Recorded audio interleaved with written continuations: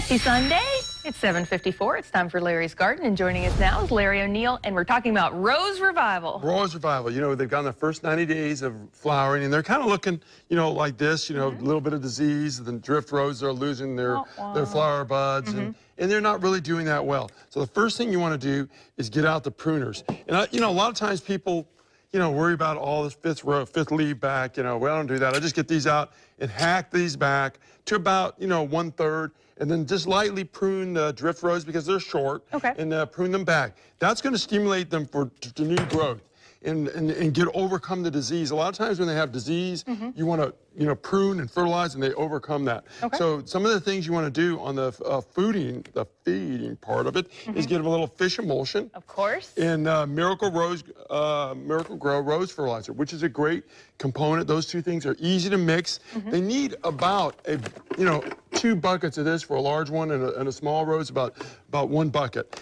Or then you also want to add that organic element to go for the next 90 days. You know, it's a 90-day sequence. So you can use Rose Tone by Espoma. It's a great organic, has all the components mixed together. Or you can get bud meal, bone meal, cottonseed. All these are great organic components, milorganite, and put them around the base of the rose and till them in. You want to move the mulch back, because I know you got roses. Move the mulch back and rake them in, and put some soil around there, and water, water, water. A lot of times roses will go dormant during the summer. They won't bloom as vigorous. But if you do this right now, they'll overcome that. The next thing you got to remember is disease control. Now, if you have hybrid teas, you know, they're going to have some black spot. And black spot is this little spot here on the rose. It's going to on the leaf, and it's going to, you know, cause a leaf drop. It's going to be unsightly. They'll survive it. You can use some hose end sprayer. You know, spray the ground, spray that. It's so important that when you clean for the rose for the next 90 days, that you rake up all the leaves, because it's actually on the soil, and the water transmits it. So rake up the leaves, get a good spray on the ground and also on the leaves. When you're spraying your rose, you want to make sure, if you use a pump-up sprayer, you want to spray under the bottom, on the top, around the stems, get it completely drenched. What I normally do is I mix a systemic.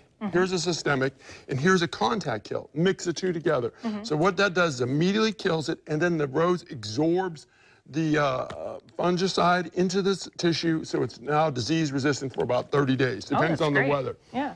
Some of the other things you want to remember when you're pruning the roses, you know, wear gloves. You know, roses do sometimes get you, you know, you can get infections, you know, if you're prone to that. You know, make sure you get that done. Also, on roses that like hybrid teas, they're going to have the next 90 days of growth, you want to remember to put something in there to support them. And rebar is very cheap. This is about $4. You can get all this stuff at Ace Hardware. It's a great place for this. But you can push this in right in the soil.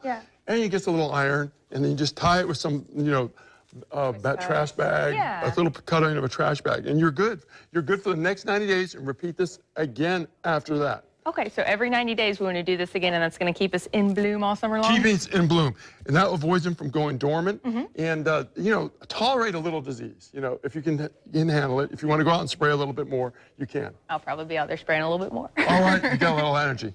For more information on gardening, or if you'd like Larry to do your landscape, log on to larrysgarden.com, or you can always give him a call, Larry's Garden Design and Installation at 346-1970. Remember, you can hear Larry on the radio every Saturday morning at 7 on WOKV 104.5 FM. Right now it's 7:58. We've got lots more to come on the morning show. Stick around. We'll be right back.